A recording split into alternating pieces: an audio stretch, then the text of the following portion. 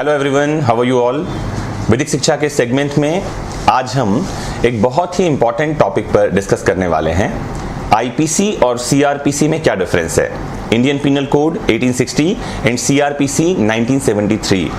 मुझे बहुत सारे मेल के माध्यम से, फेसबुक पर, ट्विटर पर और यूट्यूब चैनल पर भी कमेंट बॉक्स में बार बार ये प्रश्न पूछा जा रहा है कि सर आईपीसी और सीआरपीसी में क्या डिफरेंस है, समझाइए। तो आईपीसी का पूरा नाम है इंडियन पिनल कोड। 1860 का ये कानून है, पूरा नाम है इंडियन पिनल कोड। हिंदी में इसे दो नामों से जाना जाता है, एक है भारतीय दंड संहिता और दूसरा है भारतीय दंड विधान। उर्दू में इसे कहते हैं ताज़-ए-रात-ए-हिंद। आपने फिल्मों में देखा होगा कि जज कभी भी जजमेंट पास करते हैं तो वो लिखते हैं ताज़-ए-रात-ए-हिंद दफ़ा 302 में फांसी दी जाती है। तो ये ताज़-ए-रात-ए-हिंद कुछ और नहीं, हमारी आईपीसी है और दफ़ा, धारा और इंग्लिश में इसे सेक्शन कहते हैं। तो धारा या सेक्शन का क्या मतलब है ये भी समझ लें। ये धारा या सेक्शन लगातार संख्याओं को कहते हैं। आईपीसी में कुल मिलाकर के 511 धाराएं हैं, 511 सेक्शंस, और ये 23 चैप्टर्स 23 अध्यायों में बटा हुआ है। ये है हमारी आईपीसी जो 1860 में आई।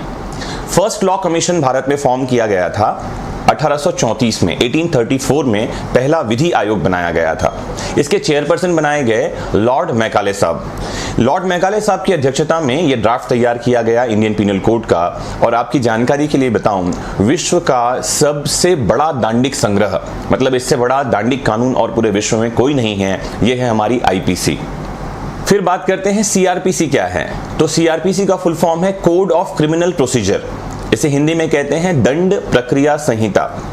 तो आईपीसी और सीआरपीसी में क्या डिफरेंस है, उसमें जाने से पहले मैं एग्जांपल लूं। मैंने आपको अभी बताया, ऐसा कोई भी काम जिसके लिए आपका अंतर्मन कहता है कि वो सही नहीं है, वो गलत है, उस काम को 1860 की आईपीसी में पनिशेबल बना दिया गया है। जस्ट सोचें कि हम अभी 2018 में हैं और मैं बात कर रहा हूं 1860 की, और ये भी ड्राफ्ट तैयार हुआ था 1834 में। तो कितने एडवांस लोग रहे होंगे कि आज हम जिस काम को कर रहे हैं उसको उस समय पनिशेबल बना दिया गया था। फॉर एग्जाम्पल, अगर आप किसी भी सड़क पर, किसी रोड पर चलते हैं तो वहां स्पष्ट ये मैसेज लिखा होता है कि इतने से ज्यादा स्पीड में आप वाहन नहीं चलाएंगे। व्हीकल की स्पीड लिमिट होती है। अगर आप नेशनल हाईवे पे भी चले जाएं तो वहां भी स्पीड लिमिट होती है, वो 90 किलोमीटर पर आवर या 100 किलोमीटर पर आवर की होगी। तो अगर आपने उस स्पीड लिमिट को क्रॉस किया, मतलब आप कुछ गलत कर रहे हैं। और आपको बताऊं, आईपीसी में सेक्शन 279 है जो ये कहता है कि रैश ड्राइविंग या उपेक्षापूर्ण वाहन चलाने के लिए दंड का प्रावधान है। इट इज पनिशेबल ऑफेंस और 6 महीने का कारावास, 6 महीने की सजा हो सकती है। तो आइए चलते हैं आईपीसी और सीआरपीसी में क्या डिफरेंस है ये जानने के लिए। तो लॉ को जब हम कानून की बात करते हैं तो दो सेगमेंट में बांटा जाता है, एक है सब्सटेंटिव लॉ और एक है प्रोसीजरल लॉ। मैं वापस से शब्द यूज करूं, सब्सटेंटिव लॉ और प्रोसीजरल लॉ। सब्सटेंटिव लॉ को कहते हैं मौलिक विधि, जबकि प्रोसीजरल लॉ कहलाती है प्रक्रिया विधि। तो सब्सटेंटिव लॉ और प्रोसीजरल लॉ को फिर से दो पार्ट में बांटा जाता है, सिविल लॉ और क्रिमिनल लॉ। सिविल कानून और दांडिक कानून। सिविल कानून के लिए एक और शब्द उर्दू में है, वो है दीवानी विधि, और दांडिक कानून को फौजदारी कानून कहा जाता है। ध्यान से समझिएगा, बहुत टेक्निकल शब्द में समझा रहा हूं और कोशिश ये है कि बहुत आसानी से आपको समझा पाऊं। वापस से रिपीट करता हूं, सिविल कानून को कहा जाता है दीवानी विधि और दांडिक कानून को फौजदारी विधि। इंग्लिश में सिविल लॉ और क्रिमिनल लॉ। ये सब्सटेंटिव और प्रोसीजरल लॉ के फिर पार्ट्स हैं, उसके प्रकार हैं। तो आईपीसी और सीआरपीसी ये दोनों ही क्रिमिनल लॉ में आते हैं। आईपीसी सब्सटेंटिव लॉ है और सीआरपीसी क्रिमिनल लॉ है। तो सीआरपीसी और आईपीसी, ये सब्सटेंटिव और प्रोसीजरल लॉ क्या कहते हैं ये भी समझते हैं।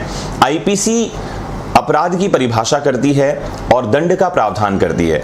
रिपीट करूं, IPC defines offences and provides punishment for it. अच्छा, अपराध की परिभाषा क्यों जानना है ये भी इंपॉर्टेंट है, समझें, क्योंकि आम आदमी को समझ में ही नहीं आता कि अपराध कौन सा हो रहा है। जैसे एग्जाम्पल के लिए, 5 लोगों ने किसी आदमी को सड़क पर रोका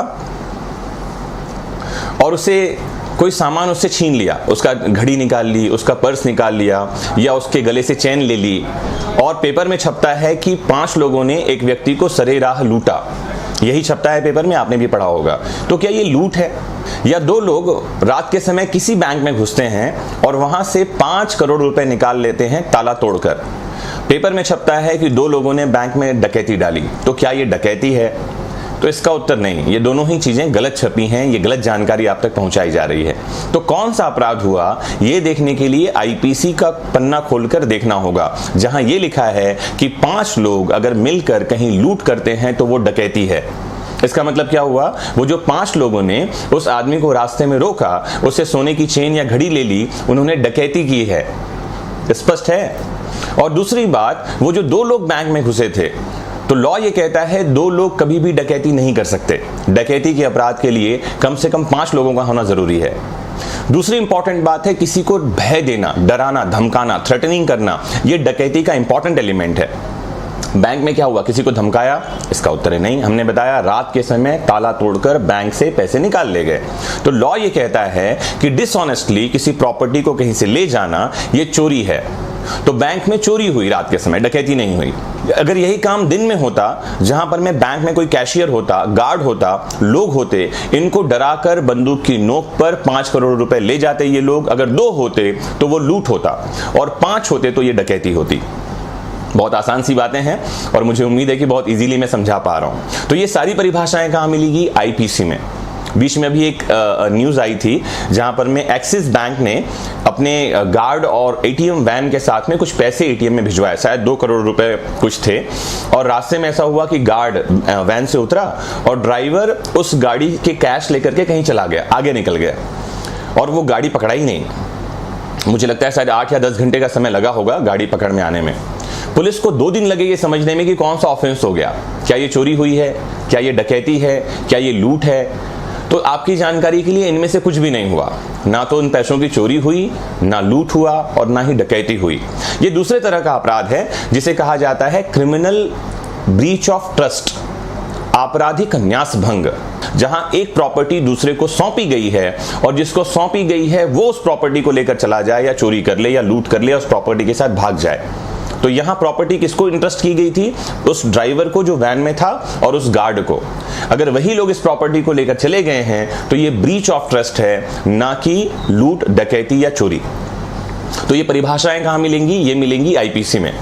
अब यहां अपराध तो हो गया और ये भी पता चला कि पनिशमेंट कितना मिलना है। जैसे एग्जाम्पल के लिए, अगर कोई चोरी करता है तो चोरी के लिए सेक्शन 379 में 3 साल का कारावास हो सकता है, 3 इयर्स इंप्रिजनमेंट, और फाइन, जुर्माना भी होगा। लेकिन वहीं अगर ये घर में या किसी प्रेमाइसिस में हुआ है, ये चोरी बाहर कहीं हुई है तो 3 साल का कारावास है। लेकिन अगर किसी घर में, बिल्डिंग में, प्रेमाइसिस में, किसी परिसर में हुआ है तो धारा 380 आईपीसी में हम जाएंगे और यहां 7 साल का कारावास हो सकता है, 7 इयर्स इंप्रिजनमेंट। अब अपराध हो गया, सजा हो गई, इसके लिए प्रक्रिया क्या होगी?